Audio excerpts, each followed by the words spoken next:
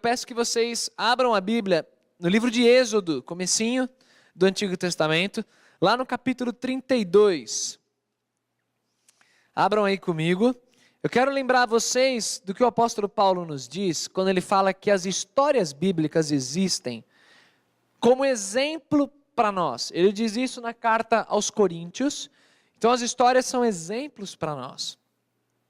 Então eu quero, a partir da história de Êxodo capítulo 32, eu quero que nós vejamos essa história como um espelho para nós, um espelho da nossa própria história. Então essa história famosa da Bíblia, que vocês estão abrindo aí, que conta a respeito do bezerro de ouro, muitos de vocês já conhecem essa história.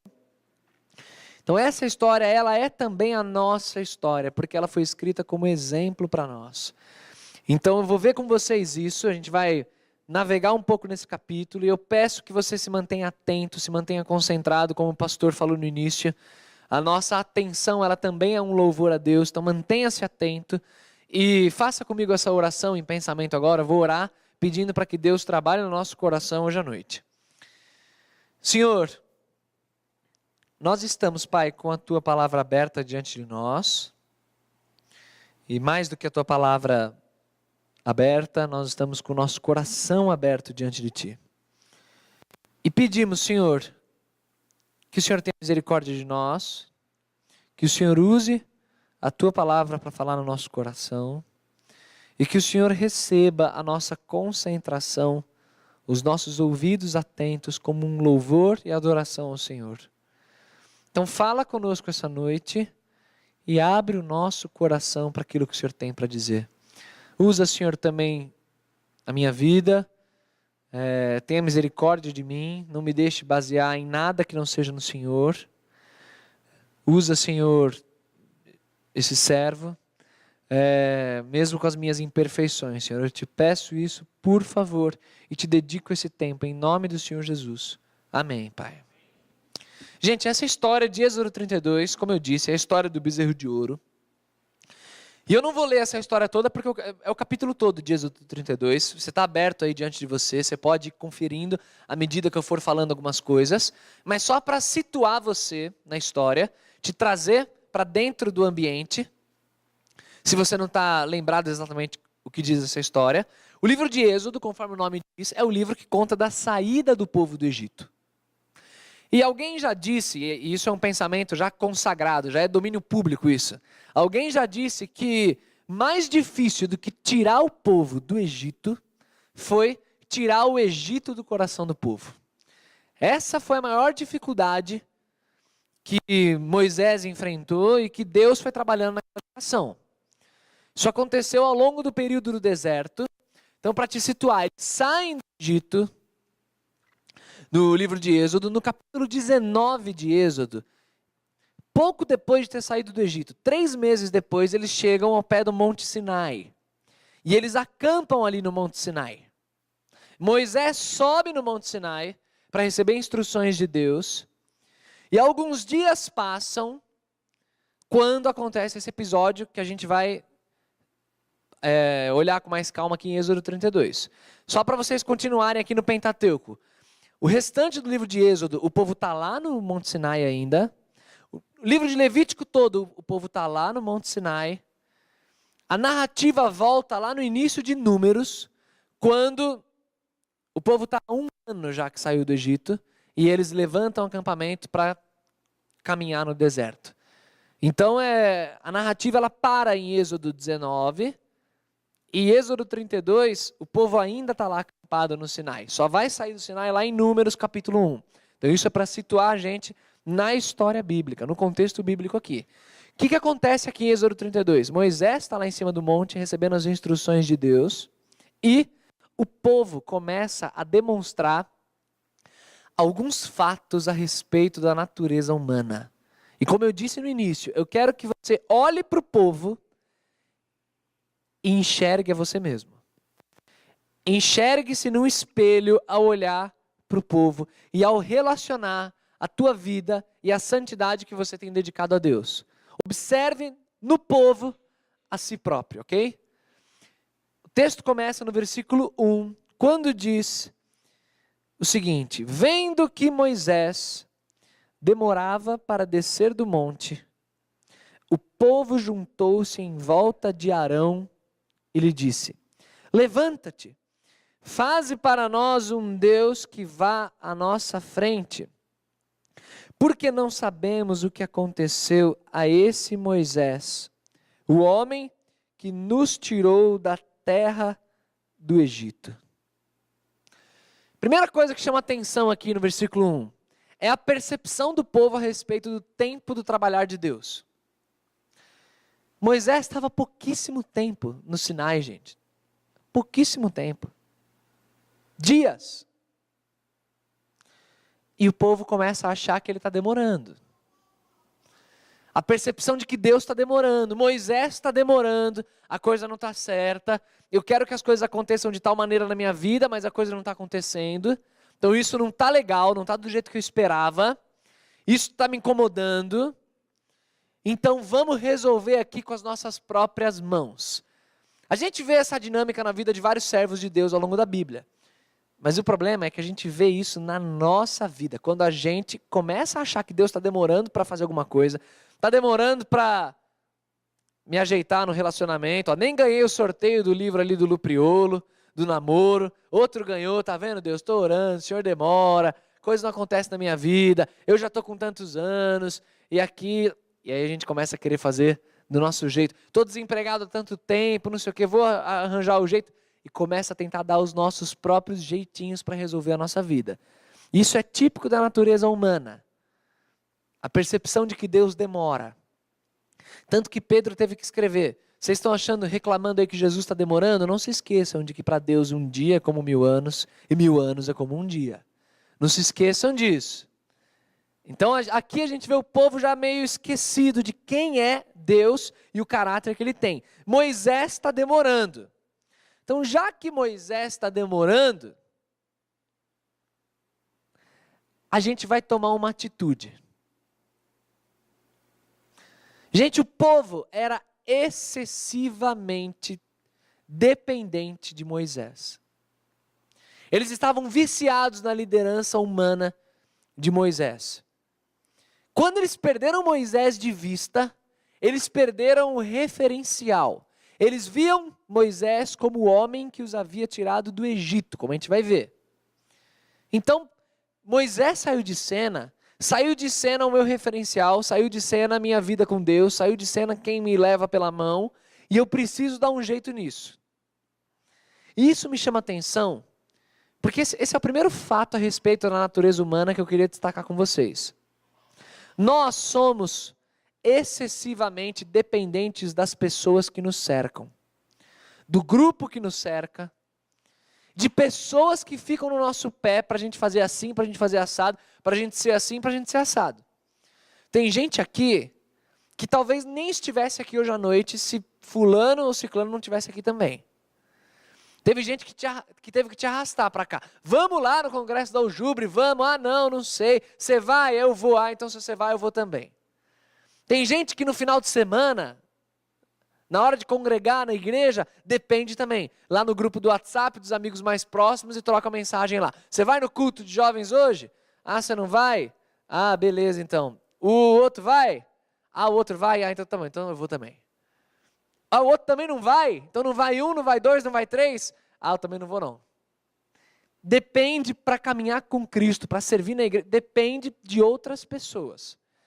O povo aqui dependia de Moisés. Moisés sumiu de cena, acabou, caiu a casa. A gente precisa arranjar uma outra maneira de continuar vivendo. Tem pessoas que dependem tanto dos outros, que inclusive mudam o jeito de ser quando estão com determinadas pessoas. Você já viu gente que, quando está sozinha, é muito gente boa, é crente, conversa legal, é uma pessoa, gente fina, esse cara ama Jesus. Quando está com 2, 3 amigos dele, um grupo, uma roda, se transforma. É outra pessoa, vira mala, não conhece ninguém, só fica zoando os outros, não se envolve, fica lá dando risada, fica não sei o quê. Isso é um perigo, isso é um perigo. Cuidado para não ser excessivamente influenciado por quem está ao teu redor. A gente é sociável, é natural que a gente tenha algum tipo de influência de nossos amigos, de nossos líderes. Mas quando chega o ponto em que trocou o pastor da igreja, esse pastor novo aí, não fui muito com a cara dele, não vou mais na igreja. A liderança da juventude mudou. Mudou os líderes, esse aí é um cara meio, sei lá, não vou muito com a cara dele. Meu pequeno grupo, esse cara não é legal, também não vou. O ministério de louvor que eu toco agora mudou o baterista. Eu gosto de tocar só com aquele baterista. Agora com esse novo baterista, eu já não toco mais.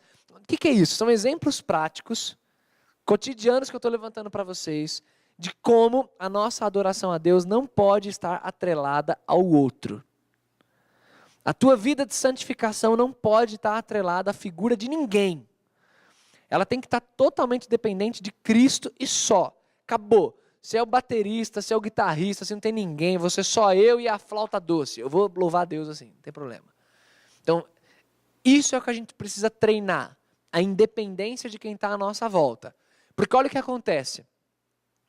O povo vê que Moisés não está mais lá, e o povo se junta ao redor de Arão, e pede para Arão, Arão, levanta aí Arão, e faz para nós um Deus que vá à nossa frente, porque não sabemos o que aconteceu a esse Moisés, o homem que nos tirou da terra do Egito.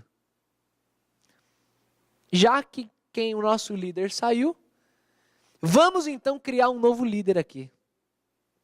Observa que o texto diz expressamente, o povo falou, Moisés, o homem que nos tirou da terra do Egito.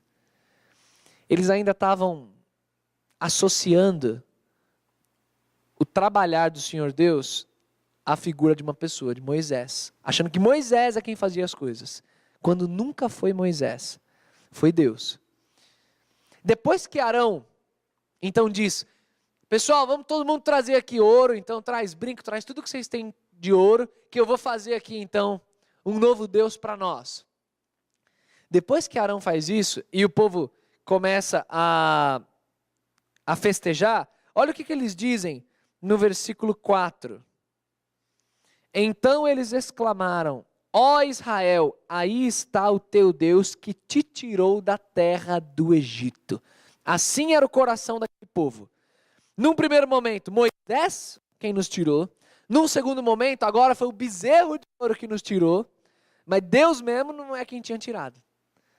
A glória que era de Deus, eles não deram. Porque assim é a natureza humana. Se por um lado eles eram excessivamente dependentes da figura de Moisés, a coisa continua piorando. Porque eles perderam esse referencial, agora criaram um outro.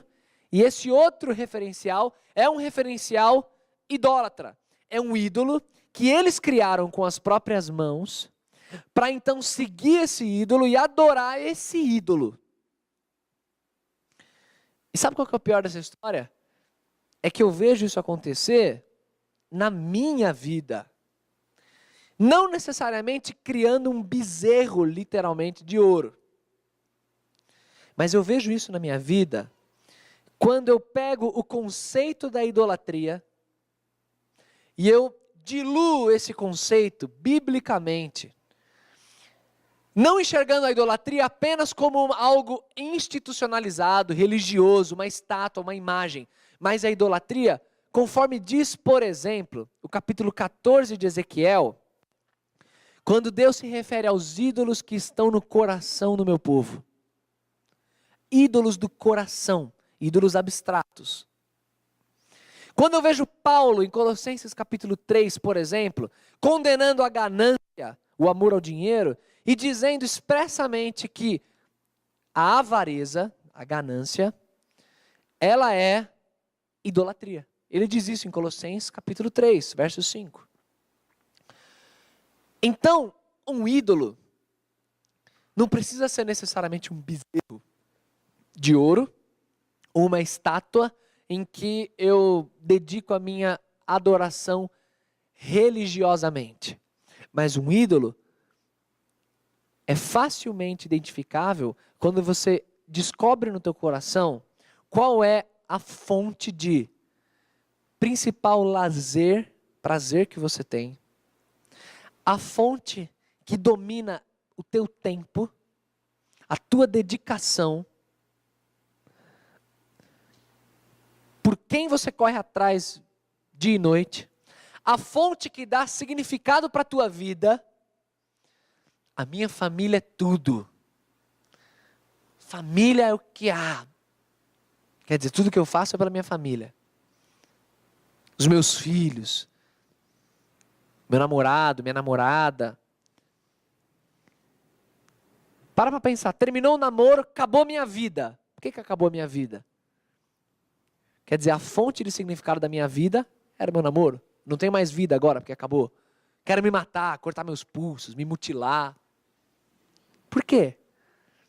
Aquele namoro era tudo? E mais, quando você identifica uma fonte de refúgio. Sabe quando você está cansado, estressado? Quando você não aguenta mais? O que você busca? Eu busco dar uma olhada em alguns sites. Eu preciso dar uma olhada em alguns sites que me dê alguma fonte de prazer, me dê descanso. Eu mereço ter um descanso, eu mereço ter algum tipo de prazer sexual aqui nesse momento que eu estou muito cansado. Então deixa eu dar uma navegada aqui e tal. Toda vez que isso acontece, o que você descobre é um baita de um bezerro na tua frente. É um bezerro que está indo dormir com você, está indo dividir a cama com você. É um bezerrão que está aparecendo, que está junto com você quando você está sozinho no teu quarto.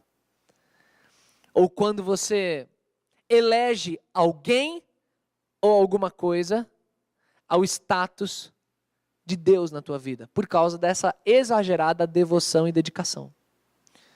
Não é à toa que João Calvino nos ensinou que o coração humano é uma fábrica de ídolos. É uma fábrica. Dia e noite não para. A gente vai criando ídolos e pessoas para quem a gente exageradamente se dedica, ou coisas, lazer, sonhos, ideias, que a nossa vida começa a girar tanto em torno daquilo, que aquilo é o principal. Eu abro mão de tudo para conseguir morar fora. Meu sonho é morar fora. Eu vou abrir mão de tudo, vou passar por cima de quem for. Eu renego meus valores, eu renego o que for para conseguir alcançar esse sonho. Esse sonho é um ídolo na tua vida, é um bezerro. E aí a oportunidade que Deus dá é da gente parar um pouco e pensar se tem um bezerrinho de estimação acompanhando a gente por onde a gente vai. Porque o que aquele povo criou no momento de fraqueza foi: Arão, cria um Deus para nós. Um Deus a quem nós vamos adorar e de quem vamos falar: Ele nos tirou do Egito. E Arão faz isso. Cria aquele Deus, da mesma maneira como eu crio no meu dia a dia. Quando me sinto sozinho, me sinto desamparado de Deus e vou trocando a minha santidade, caindo no pecado da idolatria. O texto continua. Arão pega os objetos do povo. Arão molda o bezerro. Atenção no versículo 4, porque lá na frente eu vou falar uma coisa que vocês vão ter que se lembrar do versículo 4. Quando diz que Arão trabalhou, ele deu forma ao ouro com uma ferramenta e fez um bezerro, tá bom? Atenção no versículo 4. Depois disso, o verso 5 nos apresenta algo bizarro, totalmente bizarro. Vendo isso, Arão edificou um altar diante do bezerro e proclamou: amanhã haverá festa ao Senhor. Você não leu errado, isso está na tua Bíblia. Eles acabaram de fazer um bezerro, acabaram de dizer que é um outro Deus que os tirou do Egito. E eles pegaram esse Deus que eles acabaram de criar e disseram assim: amanhã nós faremos uma festa dedicada ao Senhor.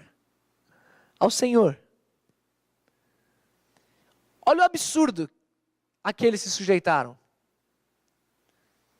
Olha o que a natureza humana é capaz de fazer. Se apegar demais a um homem,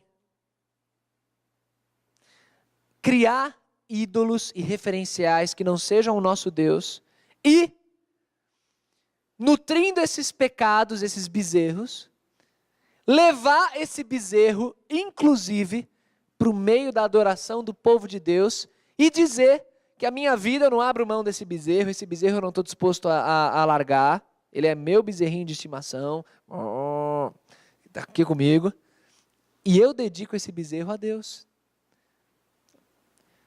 Eu consigo manter a minha vida dupla numa boa, uma vida dupla tranquilamente, porque eu tenho a minha adoração a Deus. Sim, claro, Deus é maravilhoso, é poderoso, eu amo, a minha família é crente, todo mundo anda com Deus, eu aprendi o que é santidade, santificação, participei desde criança de concursos bíblicos, achar onde está versículo, sou jovem na minha igreja, estou atuando, toco no louvor, faço isso, faço aquilo, beleza.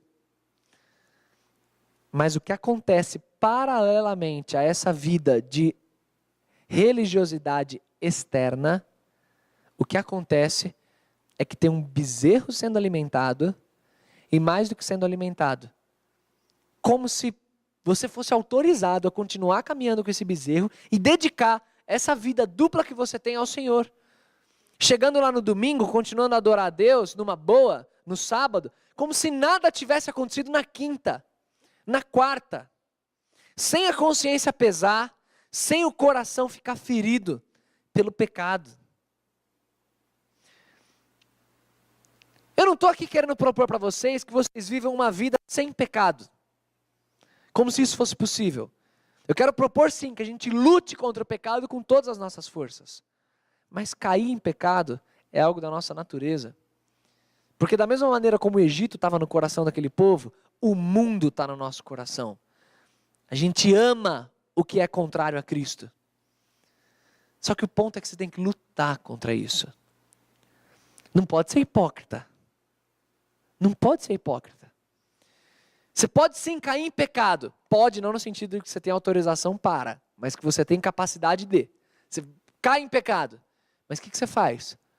Se arrepende, confessa, diz: Senhor, eu tenho nojo disso, me perdoa, me ajuda a melhorar, me ajuda a ser um crente melhor, que te agrade, que te ame. Mas o que muita gente faz não é isso não. O que muita gente faz é continuar sustentando uma vida de aparência, uma cara de crente, roupa de crente, linguajar de crente, música de crente, gíria de crente, tudo de crente. Mas a vida está sendo dupla, tentando pegar o bezerro e dedicar ao Senhor. Enquanto tiver gente que vem para o culto,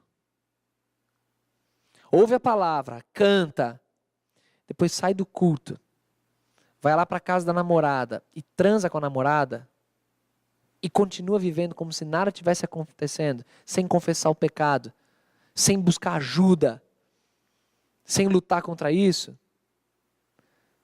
a gente está só repetindo o padrão de Êxodo 32. Enquanto tiver gente que vai para a igreja, continua participando das atividades, dos eventos, até do congresso da Ujubre, até do acampamento da Ujubre, mas a língua continua sem ser tratada, está sempre falando mal dos outros, está sempre reclamando, está sempre murmurando, e não trata o coração, isso é um baita de um problema. Porque Deus não quer bezerro nenhum junto com o povo dele. Deus quer exclusividade. Isso é viver em santificação. E é isso que nós como jovens precisamos ter. Nós precisamos encarar a igreja muito mais do que como um evento social, ao qual a gente vai se a gente gosta. Ah, o congresso, vida louca, vai ser muito da hora, vai ser assim, vai ser assado. Ah, o programa tal, nosso programa tal vai ser muito louco. Que imbecilidade, gente. A gente tem que ir, se for para Cristo, porque eu amo a Cristo, eu quero agradecer, porque Ele me tirou do Egito. E a única coisa que eu preciso fazer para Ele é louvar, é adorar, é cantar para Ele, é abrir meu coração. Enquanto a gente fica focado em questões aparentes, visíveis, o nosso coração está se distanciando do Senhor. E o que Ele pede de nós é santidade. Sabe o que é assustador para mim? E eu falo com todo esse peso para os irmãos, mas não pensem que aqui quem está falando é alguém que não peca, alguém que é acima da média, que não sou mesmo. Deus conhece as minhas lutas, Deus sabe as batalhas que eu travo, Deus conhece o meu coração, as áreas que eu preciso crescer. Eu estou falando como irmão de vocês, como alguém que vive a mesma coisa que vocês. Mas sabe o que me assusta em Êxodo 32? É que essa geração inteira não teve jeito, cara. Eu queria poder chegar em Êxodo 32 e contar uma história diferente. Contar que aí o povo se redimiu, se arrependeu, foi uma bênção, passou a viver para o Senhor, ganhou almas para Deus. Nada disso aconteceu. Sabe o que aconteceu com aquela geração? Tem no livro de Números. O nome original do livro de Números, Números é o nome grego. O nome hebraico do livro significa no deserto. O livro de Números é para contar tudo o que aconteceu no deserto. E o que aconteceu naquele deserto? Deus fez o povo ficar perambulando 38 anos naquele deserto. Um caminho que eles poderiam fazer muito rápido, um caminho curto até a terra prometida. Eles não ficaram 38 anos porque a viagem era longa. 38 anos, eles chegavam em Júpiter a pé, se eles quisessem. Não precisava disso tudo. Mas por que Deus deixou eles no deserto? Para morrer aquela geração inteira, gente. É para morrer um por um. Essa geração toda, ninguém vai entrar na terra. Vai todo mundo morrer um por um. Quem vai entrar são os abaixo de 20 anos, a segunda geração. É esperar aquela geração acabar. Então isso é triste, isso é assustador. É uma mensagem assustadora para mim, como leitor, ainda mais lembrando que Paulo diz, as histórias são contadas como exemplo para nós. Então, como que tem sido a tua vida com Deus? Você conhece a Deus de fato? Eu sei que o que vem na nossa mente ao ler esse texto é tipo assim, coisa de 3 meses antes, o povo estava vendo o mar se abrir. O povo viu o mar se abrir.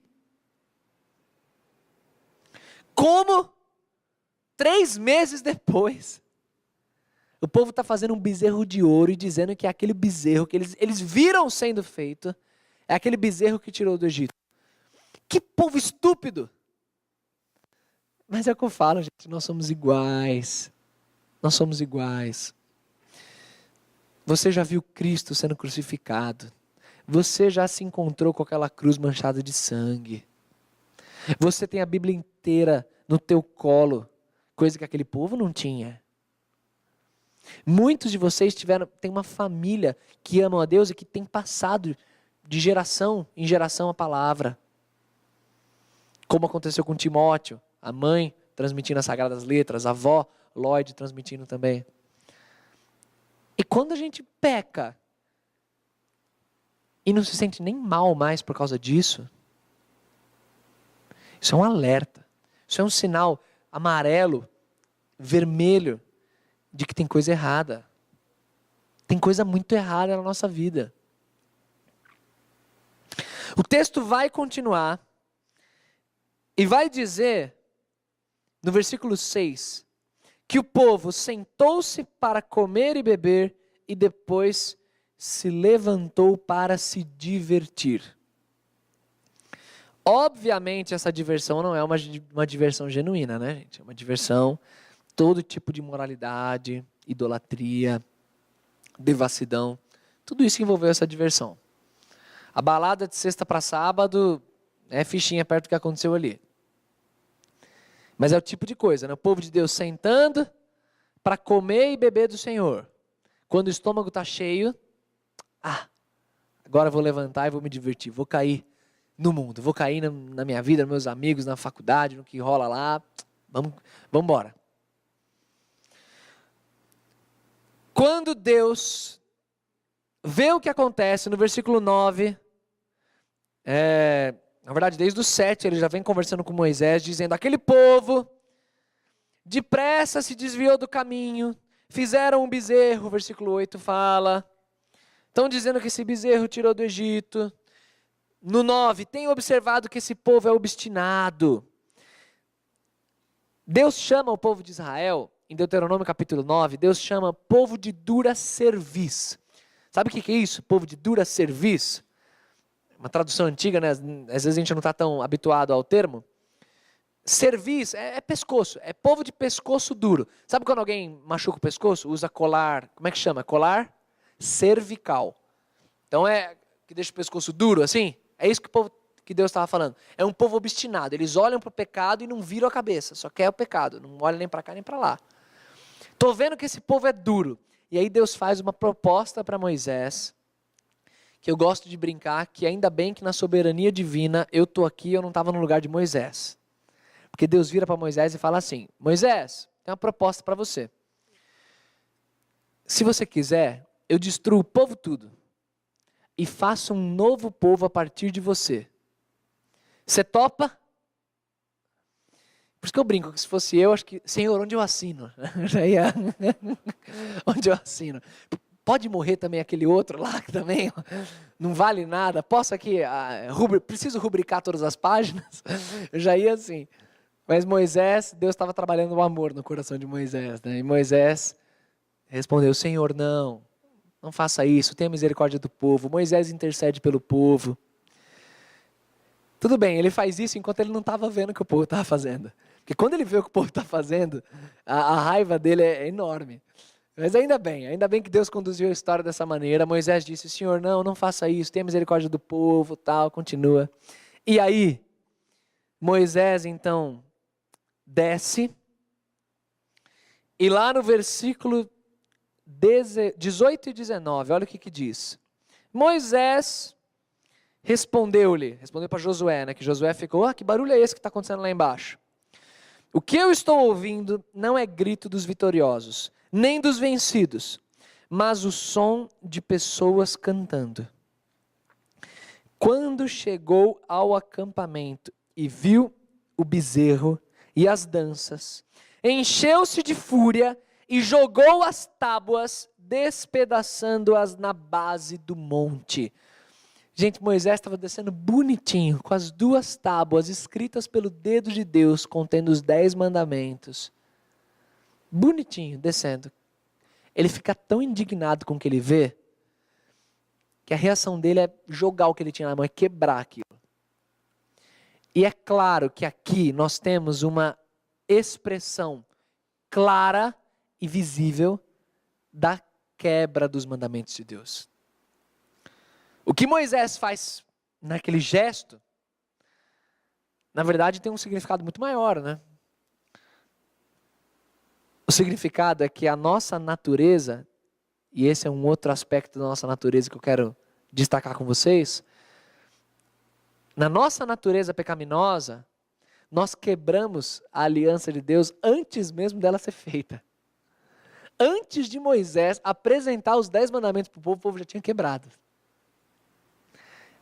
Este sou eu. E enquanto eu não me identificar assim, doente na presença de Deus, eu nunca vou desfrutar da graça dele. Enquanto eu achar que eu não sou doente assim, enquanto eu achar que eu não preciso de remédio, eu não vou querer tomar remédio nenhum. Então se eu olhar para mim como assim, não, eu sou um cara legal, tranquilo, venho de família crente aí, sou da igreja e tal, de boa, tem gente que não conhece a Deus mesmo, que vive uma vida de moralidade, mas eu estou tranquilo. Enquanto eu me enxergar assim, como uma pessoa boa na presença de Deus, eu obedeço. Eu quebro aqui um pouquinho, coisa ali, um mentirinho, um negocinho só. Enquanto eu enxergar minha vida assim, eu nunca vou louvar a Deus com a intensidade que Ele merece. Eu serei como aquele fariseu de Lucas capítulo 7, que enquanto jantava com Jesus, ficava ali avaliando, medindo Jesus, se considerando um religioso, alguém de caráter. Só que entra em cena quem lá em Lucas capítulo 7? Aquela mulher, chorando, prostituta. O texto diz, pecadora. E o que ela faz? Ela se ajoelha, começa a chorar aos pés de Jesus. E a adoração dela é assim. E aquele fariseu pensa, se Jesus soubesse quem é essa mulher, ele jamais teria permitido uma coisa dessa. Ah, se ele soubesse onde ela estava quarta-feira à noite. Se ele soubesse. Aí o que Jesus faz? Você lembra da história? Ele conta uma pequena parábola para o fariseu. Ele diz assim, Simão, 2 pessoas estavam devendo. E ele coloca quantias grosseiramente diferentes. Uma devia pouco e outra devia muito. Ambos foram perdoados. Quem que vai amar mais? O credor. Quem que vai ter uma gratidão maior? E o fariseu responde, obviamente, quem foi muito perdoado. Quem foi perdoado de uma dívida maior. Fala, pois é, assim é essa mulher. É como Jesus dizendo assim, ela tem plena consciência do tamanho da dívida que ela tem. Você não. Você acha que sua dívida não é tão grande. Você se considera uma pessoa ok, uma pessoa boa. E quem se considera uma pessoa boa não experimenta o que é viver a santidade de Deus. Porque acha que é bom e continua pecando. Mas quem tem plena consciência, quem sente nojo de si próprio, quer distância da vida do pecado. Porque sabe, Senhor, a minha natureza é horrível. Eu não aguento. Miserável homem que eu sou. Me livra desse corpo. Uma experiência que me marcou muito no ministério pastoral foi uma experiência que eu vivi na outra igreja onde eu pastoreava. Um jovem de 20 anos, me marcou muito isso, eu vou levar isso para o resto da vida.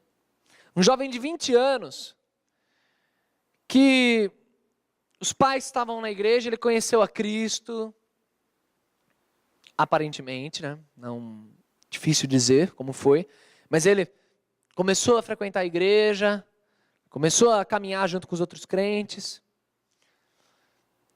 Arranjei para ele um ingresso para um acampamento. Palavra da Vida Paraná, um acampamento muito bom, por sinal. Lá ele foi, amou o acampamento, se aproximou de Cristo, ganhou o prêmio de melhor acampante, viveu intensamente aquele acampamento, voltou super firme e tal. Só que aí, pouco tempo depois de retornar, começou a andar de novo com os antigos amigos, sob a desculpa de não, eu preciso influenciá-los. Ele não tinha condição. Ele não ouviu a orientação. Você não tem condição de influenciá-los, você tem que ficar aqui primeiro.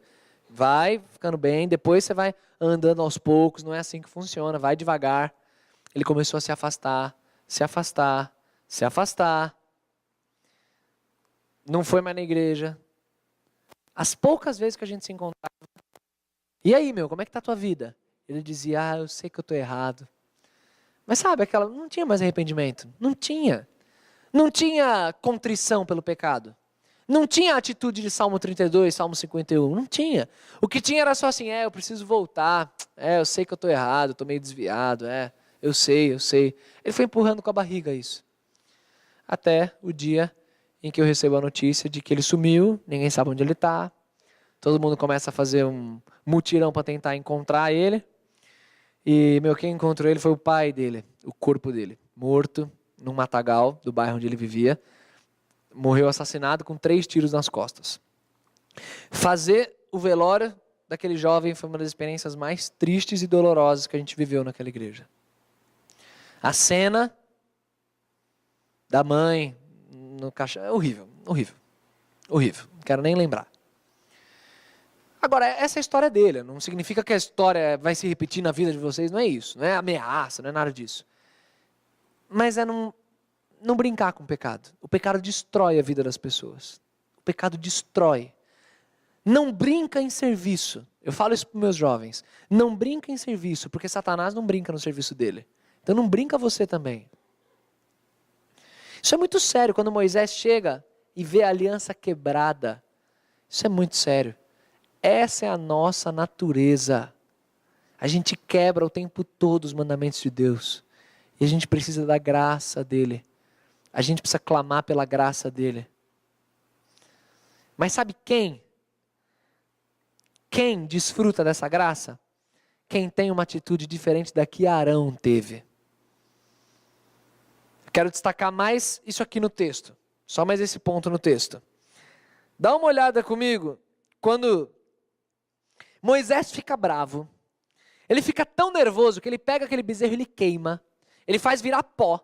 Ele pega aquele pó, ele mistura na água e ele faz o povo beber. Ele faz isso, cara. Ah, vocês querem o bezerro? Agora vocês vão tomar esse bezerro. Bebe aí. Ele força, toma a beber do bezerro. Tão indignado que ele ficou. Aí ele vai para Arão, o irmão dele. Irmão dele. Que levou o povo a cometer aqueles pecados. Aí olha o que ele faz com Arão. Verso 21. Moisés perguntou a Arão: o que te fez esse povo para que trouxesse sobre ele tamanho pecado? Agora olha a resposta de Arão, hein? Sensacional. E Arão respondeu: não se acenda a ira do meu senhor. Tu conheces o povo, como se inclina para o mal. A culpa é do povo, né? Não é dele. Eles me disseram: faze-nos um Deus que vá à nossa frente. Porque não sabemos o que aconteceu a esse Moisés, o homem que nos tirou da terra do Egito. Agora a melhor parte. Então eles disse: quem tem ouro, tire-o. Quando eles o trouxeram a mim, eu coloquei o ouro no fogo e saiu esse bezerro. Brotou um bezerro ali do fogo. Tá. Olha o que o Arão falou, gente. Lembra do versículo 4? Ele usou como uma ferramenta, ele lapidou aquele bezerro. É o povo que é propenso para o mal. É Arão repetindo o padrão que a gente conhece desde Adão. Quando Deus vem e fala: Adão, e aí? Qual que foi a resposta de Adão? A mulher que tu me deste. Aí ele chega para a mulher: e aí? Qual que foi a resposta? A serpente. Aí ele chega para a serpente: e aí? A serpente não tinha braço para acusar ninguém, né? E não tinha mais quem acusar também, né? Vai acusar quem? A árvore? Não dava, né? Mas é isso que Arão fez. Olha, Moisés, é o povo. Você não sabe que esse povo é pecador. O povo não vale nada. Eu joguei o ouro, saiu o bezerro. Virei as costas. Quando eu fui responder o WhatsApp, o bezerro saiu. É ridículo isso que Arão faz, mas a gente faz isso também. A gente faz isso também. E a gente precisa aprender a ser responsável por aquilo que a gente faz. A bater no peito e dizer, como Davi, o homem segundo o coração de Deus: eu pequei, Senhor. Eu pequei contra ti somente, eu pequei. E parar de ficar querendo dar desculpa porque a gente faz o que faz. Ah, é porque o trânsito de São Paulo não dou conta. É porque se você pegasse o ônibus que eu pego, a lotação, que você ia ver como é que é. Ah, é porque você não sabe como é que é morar na minha família. Você não sabe como é que é meu pai. É que você fala isso porque você não sabe. E fica justificando, terceirizando a responsabilidade. E não assumindo para si: Senhor, eu peco. Eu pequei, eu estou vacilando. Me perdoa. Enquanto a gente terceirizar, enquanto não houver arrependimento genuíno, a gente não vai estar vivendo em santificação. Se aproprie disso. Não pense em ninguém mais, no outro. Pense em você. Como eu sou, me comparando com o povo. Repassando, para a gente encerrar. Eu dependo demais de referenciais humanos ou de pessoas ou eventos específicos. Eu condiciono minha adoração a isso. Eu busco meu refúgio, minha alegria, minha dedicação, dedico meu tempo, minha devoção a alguém ou algo mais do que a Deus, atualmente na minha vida, ao bezerrão. Cuidado com o bezerro. Vai retomando. Eu estou misturando a adoração a Deus com a minha vida de pecado e não estou me dedicando inteiramente em santificação a Ele. Eu estou deixando o bezerro ter um espacinho, uma cadeira cativa na minha vida e falando: vamos ter festa ao Senhor com aquele bezerro ali. Esse sincretismo religioso e prático. Eu estou, à semelhança daquele povo, quebrando constantemente as alianças de Deus, me entregando ao pecado e deixando Deus indignado com isso. E por fim, diante desse quadro todo, eu estou sendo homem o suficiente, mulher o suficiente para bater no peito e dizer: eu estou em pecado, me perdoa, Deus? Ou eu fico ainda tentando justificar os meus erros? Crentes que conseguem se olhar no espelho como são e clamar: Senhor, me ajuda com a tua graça. Para terminar, uma frase de um falecido professor meu do seminário que me marcou muito e eu sempre vou levar no meu coração, quero deixar com vocês. Se você se identifica de alguma maneira, sua natureza com a natureza do povo, tem visto áreas que precisam melhorar, não se esqueça, o Senhor Deus nunca se cansa dos nossos novos recomeços. Ele nunca se cansa dos nossos novos recomeços. Recomece, gente. Coloca o teu coração diante da cruz. Clama pela graça dele. Fala: Senhor, eu pequei. E você vai ver um Deus que chega junto, um Deus que te acolhe, um Deus que te dá um abraço. Ele não suporta o teu pecado, mas ele te ama muito. E ele quer ver você andando em santificação. Amém? Vamos orar?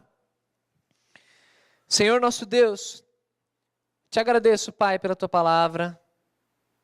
Te agradeço pelo privilégio de trazer a tua palavra mais uma vez para a tua igreja, Senhor.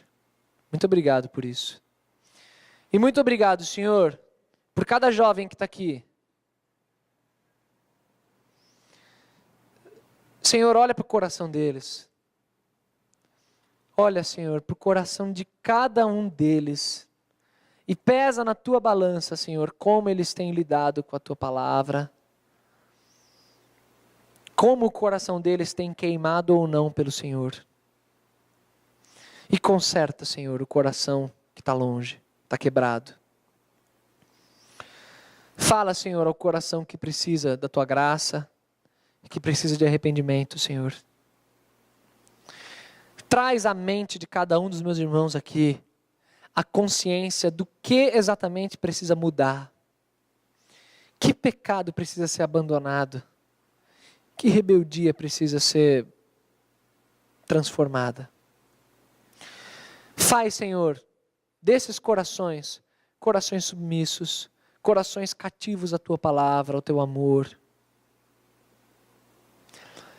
Para que eles experimentem o que é viver loucamente pelo Senhor.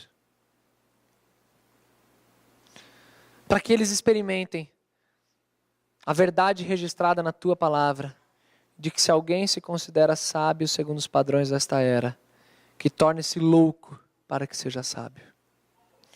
Que eles vivam, Senhor, 1 Coríntios 3 intensamente. Que eles vivam, Senhor, a tua loucura no dia a dia deles. Que eu, Senhor, sempre me aproprie também da tua palavra. E viva isso também de maneira prática, Senhor. Nos ajuda como teu povo, Senhor, como teus filhos. Quebra a dureza do coração de quem já não tem mais nem tanto se importado com o pecado. Quebra, Senhor. Quebra o vício de querer outras coisas que não o Senhor. E nos traz para perto sempre. Nos traz para perto todo dia, Pai. Nos reconcilia contigo, com a tua igreja.